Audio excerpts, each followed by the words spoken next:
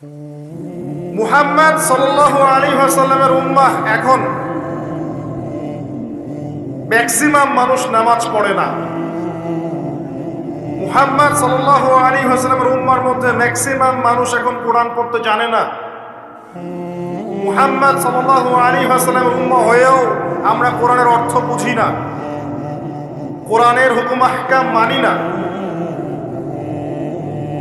তার সুন্নাত নিজেদের ব্যক্তি জীবনে, পারিবারিক জীবনে, সামাজিক জীবনে অ্যাপ্লাই করি না। বরং তার আদর্শ মেনে চললে আমাদেরকে মনে হয় আমরা পিছিয়ে পড়েছি। কোন মুখ নিয়ে আমরা তার সামনে দাঁড়াবো এটা ফিকির করতে হবে। আল্লাহ পাক মুহাম্মদ সাল্লাল্লাহু আলাইহি ওয়াসাল্লামকে বলবেন কিয়ামতের মাঠে, সূরা ফুরকান নিয়ে আলোচনা হচ্ছিল না, ওই সূরাতেই আছে। আল্লাহ পাক বলবেন যে তোমার কওমের কি হয়েছিল, কিভাবে বিভ্রান্ত হলো তোমার কওম। নবী সাল্লাল্লাহু আলাইহি ওয়াসাল্লাম শিকায়াত করবেন, ইন্না কওমি ইত্তাখাযু হাযাল কুরআনা মাহজুরা।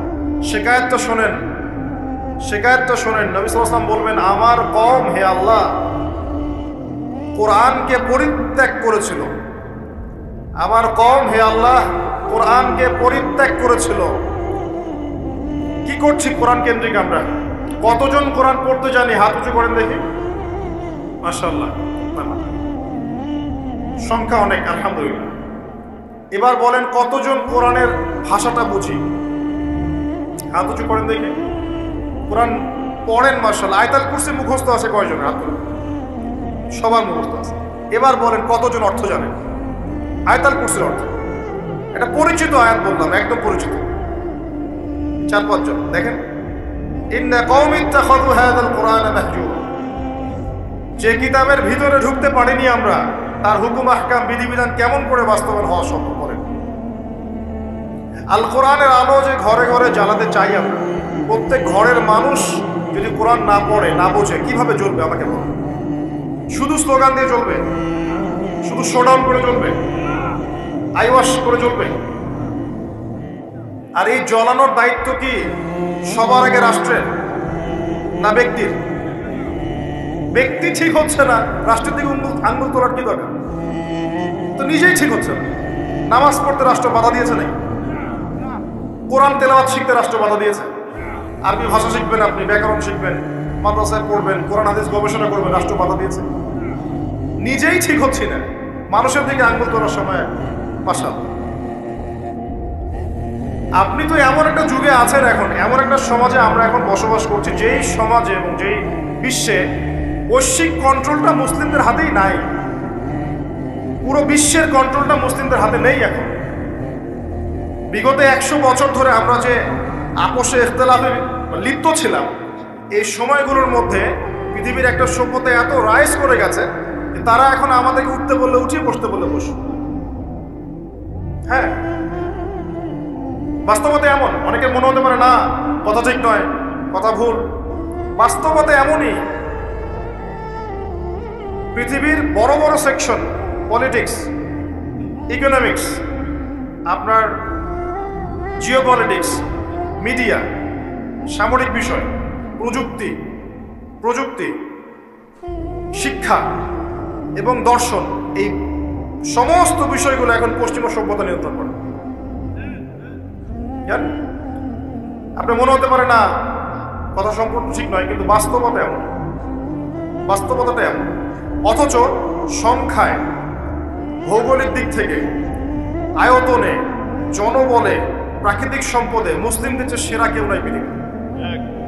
তারপরেও আমাদের এই অবস্থার কারণ কি জানেন? ওই যে ইন্না কওমি ইত্তাখাযু হাযাল কুরআনা মাহজুরা। আমার কওম আল্লাহ কোরআন থেকে দূরে ছিল, কোরআনকে পরিত্যাগ করেছে। কারণগুলো বলছি শোনেন।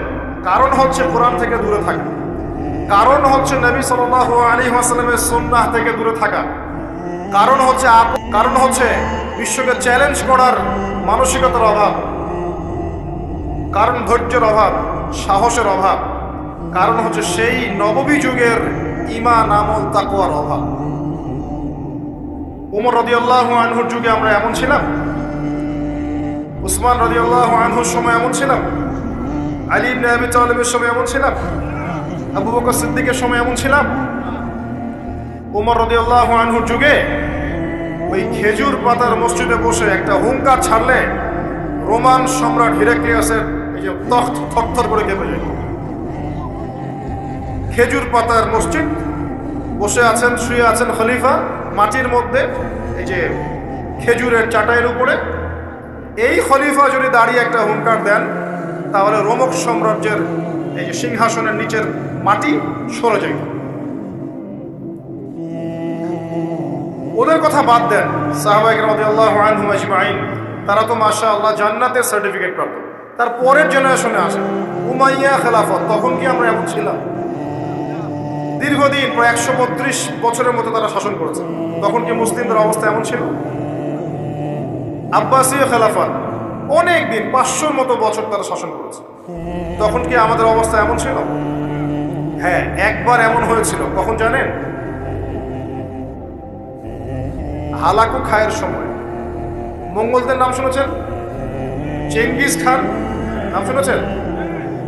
আচ্ছা, ওরা যখন বাগদাদকে আক্রমণ করেছিল তখন মাত্র 40 দিনের ব্যবধানে বাগদাদকে তারা ধ্বংসস্তূপে পরিণত করেছে। কথিত আছে 10 লাখ, কেউ বলে 15 লাখ, কেউ বলে 20 লাখ মানুষকে 40 দিনের মধ্যে হত্যা করা হচ্ছে, ম্যাসাকার। আপনাদেরকে একটা তথ্য দেই, যখন মঙ্গোলিয়ানরা বাগদাদকে আক্রমণ করছিল তখনও কিছু মানুষ বসে বসে ইখতিলাফ করছিল কাকড়ার মাংস খাওয়া যায় কি যায়। আমার কথা বুঝে আসে না? যখন মঙ্গোলিয়ানরা মুসলিমদেরকে আক্রমণ করছিল বাগদাদে এবং লাশের পর লাশ ফেলে দিচ্ছে, তখনও কিছু মানুষ বসে বসে তর্ক করছে, বাহাস করছে কাকড়া খাওয়া জায়েজ না না জায়েজ। ওই সময় নিশ্চয়ই এটা গুরুত্বপূর্ণ কাজ ছিল নাকি? ওই সময় গুরুত্বপূর্ণ কাজ কি ছিল বলেন? ওদেরকে প্রতিহত করা নয় কি? এখন যারা মুসলিমদের সাথে এমন আচরণ করছে, এখনো কি আমরা সেই কাজই করছি না? এই মানসিকতা থেকে বের না হতে পারলে কি আমাদের উন্নতি হবে ভাই? মৌলিক কাজে আসে, প্রচুর পড়াশোনা করতে হবে। প্রথম কাজ, একটা দেশ, একটা সরকার থাকে, প্রশাসন থাকে, জনগণ থাকে, ওলামায়ে কেরাম থাকে, যুব সমাজ থাকে, থাকে না? এরা সবাই এক না আলাদা? এরা সবাই একটা নেশন আলাদা? একে অপরের শত্রু না মিত্র? একে অপরের ভাই না শত্রু? এরা সবাই একটা নেশন, একটা বডি না? একটা দেহের একটা অংশে আঘাত পেলে অন্য অংশ ব্যথা পায় না? ব্যথা পায়। যদি ব্যথা না পায় তাহলে ওই অংশটা প্যারালাইজ না? অবশ্য আমরা সবাই এক, এই কনসেপ্টটা ভুলে গেছি। আমরা সবাই মিলে যে একটা জাতি, কনসেপ্টটা ভুলে গেছি। আমরা আপোষে নিজেদের সাথে লড়ছি, ধর্মনেতা আরেক ধর্মনেতার সাথে, এক আলেম আরেক আলেমের সাথে, এক বক্তা আরেক বক্তার সাথে, এক পলিটিক্যাল দল আরেক পলিটিক্যাল দলের সাথে, একটা ধর্মীয় দল একটা ধর্মীয় দলের সাথে। দেখবেন আমরা আপোষে লড়ছি, অথচ আমরা সবাই কিন্তু এক। প্রথমত আমরা আল্লাহর বান্দা, এরপর আমরা মুসলিম, আমরা একই জাতীয়তায় বিশ্বাস। এখন একটা বিভক্ত জাতিকে দমন করা কি কঠিন না সহজ? কথা বলেন, সহজ না কঠিন? যখন আমরা বিভক্ত তখন আপনাকে আমাকে সহজেই তারা দমন করতে পারবে, কোনো সমস্যা নেই। যদি আমরা ঐক্যবদ্ধ থাকতে পারতাম তাহলে আজকে আমাদের অবস্থাটা হতো। এই যে সারা বিশ্বে আমাদের যে অবস্থা, আপনি তাকান, Afghan, Syria, Iraq, Iran, Lebanon, Jordan, Palestine, যে কোনো দিকে তাকান, একটাই চিত্র দেখবেন, একটা চিত্রই দেখবেন যে রক্ত ঝরছে মুসলিমদের। কাদের? ছোট্ট ছোট বাচ্চা, দুধের বাচ্চা, বোঝে না যে ভালো কি আর মন্দ কি, নাই কি অন্যায় কি, এটাও বোঝে না। এদেরকে বোম মেরে হত্যা করে দেওয়া হচ্ছে। আর আমরা কি করছি ভাই? ওই যে, হ্যাঁ ঠিক বলেছেন, মাসআলা আমাকে বলতে বলেন না, ওইটা নিয়ে আবার বিতর্ক শুরু হয়ে যাবে। ধরতে পারছেন আপনি ঠিকই, ইখতিলাফি যে বিষয়গুলো আছে এইগুলো নিয়ে আমরা আপোষের মত পার্থক্যে লিপ্ত আছি। মূল বিষয়ে কাজ করা উচিত নয় কি? মূল বিষয়গুলো কি কি? 1 নাম্বার আকীদা। 1 নাম্বার কি? আকীদা। সবার আকীদাগুলোকে পরিষ্কার করতে হবে। আকীদার মধ্যে কোনো শিরক থাকা যাবে না। কি থাকা যাবে না? শিরকি আকীদা নিয়ে আপনি আল্লাহর পথে কাজ করতে পারবেন না, সফল হবেন না। যাদের আকীদার মধ্যে শিরক আছে, শিরকি আকীদা নিয়ে আপনি সফল হতে পারবেন না, এটা সম্ভব না। 2 নাম্বার, আমল ঠিক করতে হবে। আমলের মধ্যে বেদাত রাখা যাবে না। কি রাখা যাবে না? বেদাত রাখা যাবে, সুন্নত থাকতে হবে। 3 নাম্বার, রিজিক খাবো, হারাম থাকা যাবে না, হালাল থাকবো। না খেয়ে মারা যাবো, তাও যাবো, হারাম খাবো। কথা বোঝা যায় কি? খাবো না, বা 3 বেলার জায়গায় 1 বেলা খাবো, হারাম খাবো, পারা যাবে ইনশাআল্লাহ। আমি জানি আর কেউ পারুক না পারুক, ইয়াং জেনারেশন পারবে ইনশাআল্লাহ। আর কেউ পারুক না পারুক, আমাদের তরুণ প্রজন্ম পারবে ইনশাআল্লাহ। 4 নাম্বার, পরিবার করব নববী আদর্শে। হ্যাঁ, পরিবার করতে গেলে অনেক ঝামেলা। দেখবেন মা কথা শোনে না, বাবা কথা শোনে না, বা স্ত্রী কথা শোনে না, ভাই কথা শোনে না। পরিবার সবাই যে আপনার মতাদর্শের হবে এমনটা যথেষ্ট নয়, মানে এমনটা জরুরি নয়। পরিবারের সবাই যে আপনার মতাদর্শের হবে এমনটা জরুরি নয়। নূহ আলাইহিস সালামের স্ত্রী কি মুমিন ছিল না কাফের? লূত আলাইহিস সালামের বউ স্ত্রী, তিনি কি মুমিন ছিলেন না কাফের ছিলেন? নূহ আলাইহিস সালামের ছেলে কি ছিল? নৌকায় উঠেছে, বলেছে আমি পাহাড়ে উঠে যাব, ওখানে আমি সেফ। মুহাম্মদ সাল্লাল্লাহু আলাইহি ওয়াসাল্লামের চাচারা ঈমান এনেছিল, তাকে বের করে দিয়েছে দেশ থেকে। আপনার অনেক ক্ষেত্রে এমনও হয়েছে, সলফে সালেহিনদের ছেলেরাও অনেক সময় অন্যায় করে ফেলেছেন, তারা নিজের হাতে বেত্রাঘাত করে শাস্তি দিয়েছেন, দেন নাই? পরিবারের সবাই, ইব্রাহিম তার পিতা কি কথা শুনেছে? পরিবারের সবাই যে এক আদর্শের হবে এমনটা জরুরি নয়। আপনাকে আপনার আন্ডারে আপনার স্ত্রী, আপনার সন্তান, এদেরকে নিয়ে আদর্শ ইসলামিক পরিবার করতে হবে। আর বাকিদেরকে আপনি দাওয়াত দিবেন, কবুল করলে আলহামদুলিল্লাহ, না করলে আপনার দায়িত্ব শেষ। মূল কাজের কথা বলছিলাম, আকীদা ঠিক করা, শিরক থাকবে না। আমল ঠিক করা, বেদাত চলবে না। রিজিকে হালাল থাকবে, হারাম চলবে না। 4 নাম্বার, পরিবারের আদর্শ হবে নববী আদর্শে, এখানে কোনো অপসংস্কৃতি চলবে না। 5 নাম্বার, নিজের যেটুকু প্রতিভা আল্লাহ পাক দিয়েছেন, এই প্রতিভাকে দিয়ে দিনের বিজয়ের চেষ্টা করতে হবে। আপনাকে আল্লাহ যা দিয়েছেন, মেধা, অর্থ, সময়, শ্রম, আপনার টাকা পয়সা, আপনার ভালো বুদ্ধি পরামর্শ, আপনি যতটুকু পারেন, যে প্রতিভা আল্লাহ পাক দিয়েছেন, ওই প্রতিভা দিয়েই দিনকে এগিয়ে নিতে হবে। পারা যাবে? বলতে পারলে বলেন, লিখতে পারলে লিখেন, অ্যাসোসিয়েট করতে পারলে অ্যাসোসিয়েট করেন মানুষকে। যদি আপনি একটা মসজিদ করতে পারেন, মসজিদ করেন, মাদ্রাসা করতে পারলে মাদ্রাসা করেন, এতিম প্রজেক্ট করেন, বিধবাদেরকে নিয়ে কাজ করেন। আপনি যেটা করতে পারেন একটা প্রজেক্ট করেন, কিছু একটা করেন দিনের জন্য। শিক্ষা প্রজেক্ট হোক, অর্থনৈতিক প্রজেক্ট হোক, সামাজিক প্রজেক্ট হোক, কিছু একটা করেন যাতে দেশ, জাতি, উম্মাহ আপনার দ্বারা উপকৃত হয়। মারা যাবে? কাজগুলো কঠিন, কাজগুলো আসলে কঠিন, সবগুলো কাজ সহজ না। আমি হয়তো সহজে বলছি, কাজগুলো এত সহজ নয়। এই কাজগুলো 23 বছর সময় ধরে নবী সাল্লাল্লাহু আলাইহি ওয়াসাল্লাম এবং সাহাবায়ে কেরাম করেছিলেন।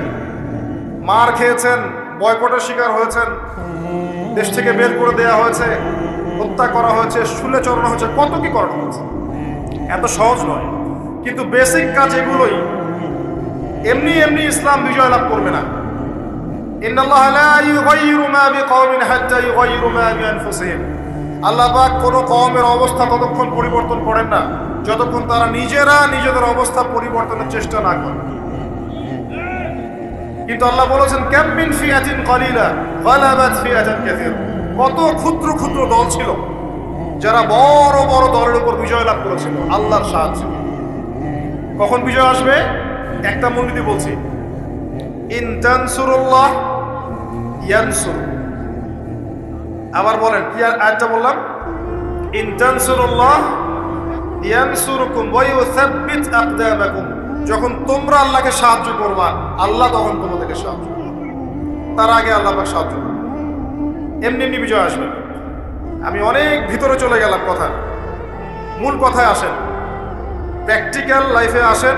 আইওয়াশ, শোডাউন এগুলো বন্ধ করেন, করে বেসিক কাজগুলো করেন, ইলম অর্জন করেন, কনস্ট্রাকটিভ সিলেবাসে পড়েন, তাওহীদ প্রতিষ্ঠা করেন, সুন্নতের উপর থাকেন, হালাল খান, পারিবারিক আদর্শ ঠিক করেন, আদর্শ পরিবার গড়েন, দিনের জন্য আপনার প্রতিভা দিয়ে কাজ করেন। ছোট ছোট স্টেপ নেন, আস্তে আস্তে আস্তে আস্তে দেখবেন দিন এগিয়ে যাবে ইনশাআল্লাহ। একটা সুসংবাদ হচ্ছে এই, কথা বলছে কেন? আল্লাহ পাক বলেছেন, ইউরিদুনা লিইউতফিউ নূরাল্লাহ। তারা, ইসলামের দুশমন যারা আছে, এরা চায় আল্লাহর নূরটাকে মুখের ফুৎকার দিয়ে নিভিয়ে ফেলতে, আল্লাহর দ্বীনকে মুখের ফুৎকার দিয়ে নিভিয়ে ফেলতে, আল্লাহু ইউতিম্মু নূরাহু, কিন্তু আল্লাহ পাক তার নূরকে প্রজ্বলিত করবেন ইনশাআল্লাহ। এটা ওয়াদা করেছেন আল্লাহ, ওয়ালাউ কারিহাল কাফিরুন, যদিও কাফিররা এটা পছন্দ করবে না।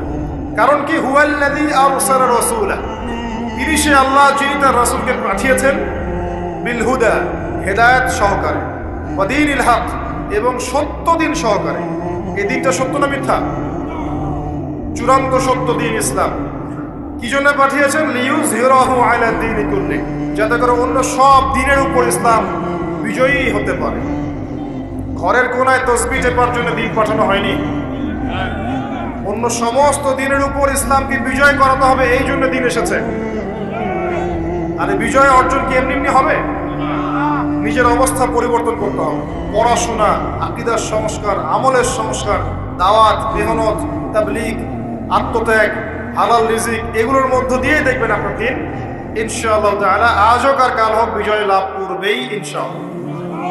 ইসলাম জিতবেই, আপনাকে সহ অথবা আপনাকে ছাড়া। এবার আসেন শেষের অংশে চলে আসেন।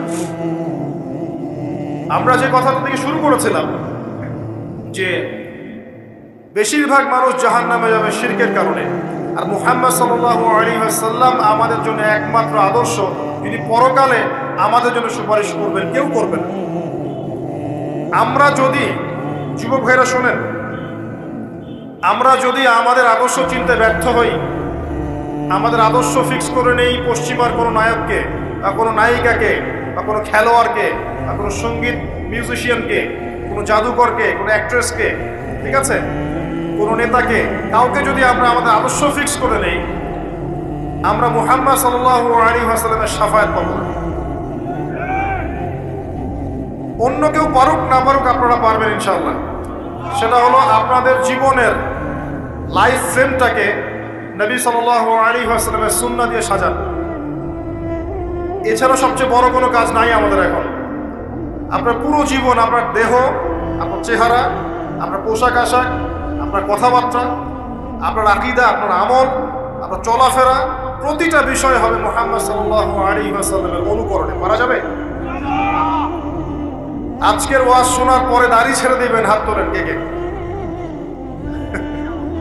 দাড়ি ছাড়তে বলেছি, কাটতে বলি নাই। দাড়ি ছেড়ে দিবেন আজকের লেকচার শুনে কে কে? হাত উঁচু করেন। বোঝেন নাই? ও দাড়ি রাখা, রাখা, ছেড়ে দেয়া মানে রাখা, রাখা। দাড়ি রাখবেন কে কে? হাত তোলেন। আগামী রমজান আসার আগেই গাল ভর্তি দাড়ি দেখতে চাই। হাত নামান।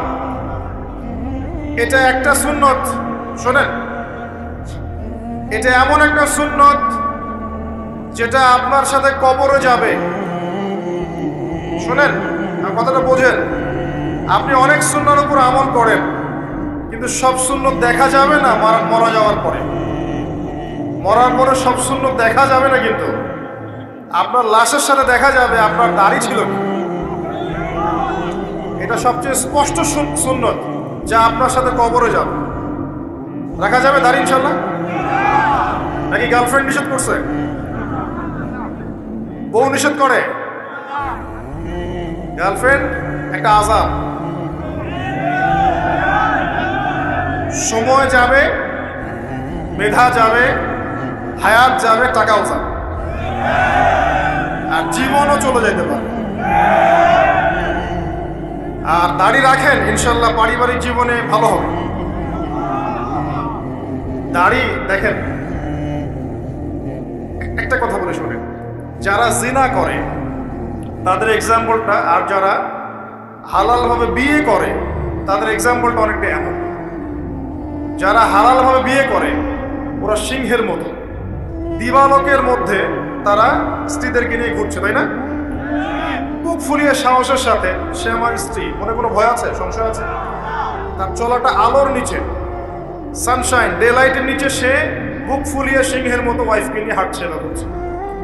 আর যারা জিনা করবে দেখবেন তাদের চরিত্র হচ্ছে ইঁদুরের মতো। ইঁদুর দিনের বেলা, রাতের এই দিনের আলোর মধ্যে কিন্তু সে কাজ করতে পারে না, সে রাতের অন্ধকারে কাজ করে। কথা বুঝতে পারছেন? যখন আপনি এই যে অবৈধ সম্পর্কে থাকবেন, এটা ইঁদুরের স্বভাব, সিংহের স্বভাব নিয়ে নেন, হালালভাবে বিয়ে করে দিবালোকে স্পষ্টভাবে স্ত্রীকে নিয়ে করেন, এটা করেন। সিংহের কেশর থাকে না, থাকে না। আল্লাহ পাক একটা মানে খাসলত দিয়েছেন, আমাদের একটা বৈশিষ্ট্য দিয়েছেন, পুরুষদের দাড়ি থাকবে মাশাআল্লাহ, স্ত্রীদের দাড়ি থাকবে না, মেয়েদের দাড়ি থাকবে না। আর ওই যে হাদিসটা বারবার আমার মাথায় নক করে, দুইটা হাদিস বারবার নক করে, একটা হচ্ছে যে কিয়ামতের আগে আগে এক শ্রেণীর মেয়ে আসবে যারা কাপড় পরেও নগ্ন থাকবে, এই হাদিসটা আছে না? আরেকটা হাদিস হচ্ছে মেয়েদের সংখ্যা কমবে, ছেলেদের সংখ্যা মেয়েদের সংখ্যা বাড়বে, ছেলেদের সংখ্যা কমবে, এবং মেয়েরা ছেলেদের পোশাক পরবে। এই দুইটা হাদিস আপনি যদি একটু শহরগুলোতে যান, দুইটার জাজল্যমান দৃষ্টান্ত দেখতে পাবেন। আমি বলি আপনাদেরকে, কিয়ামতের কোন সাইনের জন্য অপেক্ষা করে বসে আছেন, আর কিসের জন্য অপেক্ষা করে বসে আছেন, আর কি প্রয়োজন আপনার, আর কোন নিদর্শন প্রয়োজন? আজকে থেকে 100 বছর আগে এইসব মেয়েদের অস্তিত্ব ছিল, যারা এই রোড প্লেসে মেয়েদের ছেলেদের পোশাক পরে ঘুরে বেড়াতো, এবং এমন মেয়েরা যারা কাপড় পরেও নগ্ন থাকতো আজকে থেকে 100-200 বছর আগে। এই দুইটা হাদিস আপনি যখন দেখছেন, আপনি শেভ করছেন ক্লিন, তখন আমার ওই হাদিসটা মনে পড়ে যায় যে ছেলেরা মেয়েদের পোশাক পরবে, মেয়েরা ছেলেদের পোশাক পরবে। এটা আপনি মেয়ের পোশাক পরে নিলেন, কথা বুঝতে পারছেন? যখন আপনি ক্লিন শেভড, আপনি মেয়েদের পোশাক পরলেন।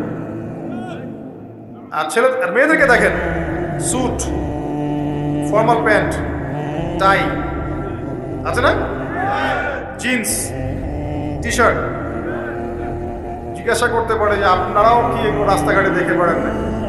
আমাদের উত্তর হচ্ছে না ভাই, দেখে বেড়াই না, কিন্তু না দেখে উপায় থাকে না, কারণ যেদিকেই তাকাবো সেদিকেই তাক। দুইটা অপশন আছে আমার সামনে, একটা আকাশের দিকে মাথা তুলে হাঁটা, আর একটা মাটির দিকে মাথা তুলে হাঁটা। যদি আকাশের দিকে তাকাই, সামনে বাড়ি খাবো, আর মাটির দিকে তাকায় হাঁটতে থাকলে কখনো কখনো মাথা তুলতেই হচ্ছে। যখনই তুলবেন তখনই কাজ।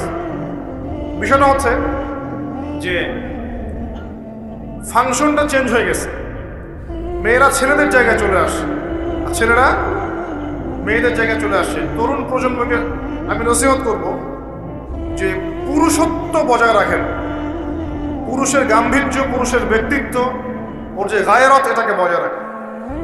গায়রতওয়ালা পুরুষের এখন অনেক অভাব। যেসব পুরুষেরা গোপনে জেনা করছে, এদের গায়রত নাই।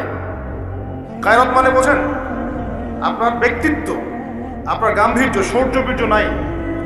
যেসব পুরুষেরা এই গার্লফ্রেন্ড বয়ফ্রেন্ড অ্যাফেয়ার্সে লিপ্ত আছে, এদের গায়রত নাই। এরা ক্লিন শেভ করে ঘুরছে, এদের গায়রত নাই। যারা বিয়ে করছে, যৌতুক নিচ্ছে, এদের কোনো গায়রত নাই। যারা টাকার জন্য পরিবারের স্ত্রীদের প্রতি অত্যাচার করছে, এদের কোনো গায়রত নাই। ব্যক্তিত্ব সম্পূর্ণ পুরুষ। এমনকি দেখা যাবে দিনের ক্ষেত্রে এসেও যদি আপনি দিনকে দুনিয়ার বিনিময়ে বিক্রি করে দেন, তাহলে আপনারও গায়রত নাই, আপনারও ব্যক্তিত্ব নাই, গাম্ভীর্য নাই, শৌর্যবীর্য বলে কিছু নাই। পুরুষরা হবে পুরুষের মতো। একটু সাহাবীদের জীবনীগুলো পড়বেন, একটু নবী সাল্লাল্লাহু আলাইহি ওয়াসাল্লামের জীবনীটা পড়বেন, স্পেশালি 4 খলিফার জীবনীগুলো পড়বেন, ইসলামের ইতিহাসগুলো পড়ে দেখবেন পুরুষদের ফাংশন কি ছিল সমাজের মধ্যে, তারা কিভাবে শৌর্যবীর্যের সাথে এই পুরো সমাজটাকে এগিয়ে নিয়ে গেছে। ব্যক্তিত্ব ছিল, গাম্ভীর্য ছিল, কথাবার্তায়, চলাফেরায়, আচরণে, চেহারায় একটা সিংহ সিংহ ভাব ছিল। এখন আপনি খেয়াল করে দেখেন, এই তরুণ প্রজন্মের দিকে দেখেন, অ্যাটিটিউডগুলো দেখেন, চেহারা, কথাবার্তা, behaviour, dress up, get up, চলাফেরা, ব্যক্তিত্ব, রুচি, সব দেখবেন মেলি মেলি। ফাংশন চেঞ্জ হচ্ছে ভাই। আমি কিয়ামতের আলামত দেখছি, এগুলো আলামত মাইন্ডসেট চেঞ্জ হয়ে গেছে। দেখবেন ফেসবুকে বসে ঝগড়ার পর ঝগড়া করছে, ঘন্টার পর ঘন্টা ধরে ছেলেরা, অথচ এটা পুরুষের স্বভাব নয়। কিন্তু পুরুষের স্বভাব কি জানেন? তর্কাতর্কি লাগছে, সরাসরি মারামারি হবে, ব্যাপারটা এমন না। এটা পুরুষের স্বভাব ছিল, যে কোনো কারণে তর্কাতর্কি লেগেই গেছে, অস্ত্র নিয়ে দুই মুখোমুখি। এটা পুরুষের স্বভাব ছিল ন্যাচারালি, আগে এটাই হয়ে আসছে আর কি। এখন দেখবেন এটা নাই। এই যে কিবোর্ডে ঝগড়া করছে, চুলছেরা ঝগড়া, মানে ছোট ছোট বিষয়গুলোকে নিয়ে এমন ঝগড়া, বাপ মা বংশ নিয়ে গালি দিয়ে শেষ, একদম মেয়েলি স্বভাব। আর মেয়েদেরকে দেখেন, গলার ভয়েস দেখেন ছেলেদের মতো, অ্যাটিটিউড দেখেন ছেলেদের মতো, এবং ব্রেইন ওয়াশ তারা এইভাবে যে এতে করে ওদের ডিগনিটি, সম্মান বেড়েছে। এটা আমি বলবো না তাদের উন্নতি, বরং আমি বলবো যে আমরা যারা আছি আমাদের অধঃপতন হয়েছে। আল্লাহ পাক বোঝার তৌফিক দান করে। আমি একটা কথা বলতে গিয়ে আবার এদিকে চলে আসলাম যে সুন্নাহ, নবী সাল্লাল্লাহু আলাইহি ওয়াসাল্লামের সুন্নাহ আপনার চেহারায়, আপনার শরীরে, আপনার পড়াশোনায়, আপনার আমলে, পরিবারে, সমাজে নিয়ে চলে আসে। পারা যাবে না ইনশাআল্লাহ? আল্লাহ পাক তৌফিক দান করুন আমাকে এবং আপনাদের সবাইকে। আমি সহজ বুদ্ধি বলছি, দিন রাত 24 ঘন্টা ভাগ করেন, ভাগ করে প্রতিটা কাজকে আপনি সুন্নাহ দিয়ে সাজান। এই যে ঘুমাবেন, সুন্নত নাই? ঘুমানোর দুটো সুন্নত বলেন দেখি। ডান কাত হয়ে শোয়া, এটা তো সহজ। অজু করে শোয়া, ডান কাতে শোয়া, অজু করে শোয়া, আয়াতুল কুরসি পাঠ করা, সূরা ফালাক নাস ইখলাস পাঠ করা, দম করা, সারা গা মাসাহ করা, সূরা বাকারার শেষ 2 আয়াত বা 3 আয়াত পাঠ করা, পড়লে সূরা কাফিরুন পাঠ করা, আরো পড়লে সূরা মুলক পাঠ করা, 33 বার সুবহানাল্লাহ, 33 বার আলহামদুলিল্লাহ, 34 বার আল্লাহু আকবার, শুয়ে পড়েন আল্লাহুম্মা বিইসমিকা আমুতু ওয়া আহইয়া। এই ঘুমটা কি হবে? ইবাদত। পুরো ঘুমের সময়টা নেকি পাবেন ইনশাআল্লাহ। পুরো ঘুমিয়ে আছি আমি তো ক্লান্ত, ঘুমিয়ে আছি, রেস্ট নিচ্ছি, নেকি হবে ইনশাআল্লাহ। আল্লাহ পাক কত দয়ালু দেখেছেন। আল্লাহ পাকের কাছে 100 ভাগ দয়া ছিল, মানে আছে, ছিল না, আছে। এর 1 ভাগ আল্লাহ পাক দিয়েছেন পুরো সৃষ্টি জগৎকে, 99% রেখেছেন তার কাছে। এই দয়া দিয়ে আল্লাহ পাক কিয়ামতের মাঠে আমাদেরকে মাফ করবেন ইনশাআল্লাহ।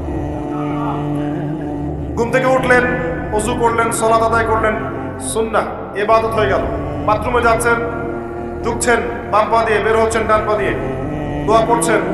বাথরুমে ঢোকার দোয়া কি? আল্লাহুম্মা ইন্নী আউযু বিকা মিনাল খুবসি ওয়াল খাবাইস। বের হওয়ার দোয়া কি? এটা যদি নাও পারেন, গুফরানাকা, এটা পারেন না? ছোট্ট দোয়া, এটা বললে হয়ে যায়, ব্যাস নেকি হয়ে গেল। আমি কষ্ট পাচ্ছি টয়লেটের কারণে, আমার কষ্টটা আল্লাহ বের করে দিলেন, আর আমি দোয়া পরে ঢুকলাম, বের হলাম, নেকি। এটা নেকি, আপনি নেকি পেয়েছেন। স্ত্রী সহবাস করেছে একজন মানুষ, মনে করে হালাল, স্ত্রী সহবাস করেছে, এই স্ত্রী সহবাস করার কাজটার জন্য তার আমল নামায় নেকি লেখা হয়েছে। আর কি চান আল্লাহ পাক, আর কি দিবে বলেন? খেতে বসেছি, খাওয়াটা আমার জন্য, আল্লাহর জন্য। কার স্বার্থ? আমার স্বার্থ। আমি খাচ্ছি বিসমিল্লাহ, খাওয়ার পর আলহামদুলিল্লাহ। আবার খেয়েন, আবার নবীর সুন্নত অনুযায়ী খায় না, আমাদের মতো হুজুরদের সুন্নত অনুযায়ী খায় না। আমি নিজেকে তো এক্সাম্পল দিলাম। কিছু মানুষ আছি আমরা, খাওয়ার সুন্নতের বালাই নাই, সুন্নতের ওয়াজ করে যাচ্ছি, খাওয়ার সুন্নতের বালাই নাই। সুন্নতের ওয়াজ করে খাওয়ার টেবিলে বসেছে, মাশাআল্লাহ 10টা আইটেম, এটা 10 ভাগ খাবার দিয়ে ভর্তি। আর বলছে এই বয়সে না খেলে কোন বয়সে খাবো? মাশাআল্লাহ, খাওয়ার 1 ভাগ, কয় ভাগ? 1 ভাগ ফাঁকা। 1 ভাগ ফাঁকা রাখতেই হবে, নাহলে আপনি অসুস্থ হয়ে যাবেন। ইসলামের হিস্ট্রিতে ইসলামের যারা মুজাহিদ ছিল, মুজাহিদ, মুজাদ্দিদ, ইমাম, খতিব, মুহাদ্দিস, মুফাসসির, কারো ভুঁড়ি ছিল আমার জানা নেই, কারো ভুঁড়ি ছিল আমি কখনো পাইনি। একজনকে পেয়েছি, উমর রাদিয়াল্লাহু আনহুর যুগে এক ব্যক্তি ভুঁড়ি নিয়ে হাঁটছেন, মাশাআল্লাহ। যাদের আছে মাইন্ড করবেন না, আমি ইনসাল্ট করতে চাচ্ছি না। সে ভুঁড়িটা নিয়ে হাঁটছিল, উমর রাদিয়াল্লাহু আনহু হাতে লাঠি থাকতো, লাঠি দিয়ে গুঁতা দিয়েছেন পেটের মধ্যে, দিয়ে বলেছেন মা হ্যাঁ,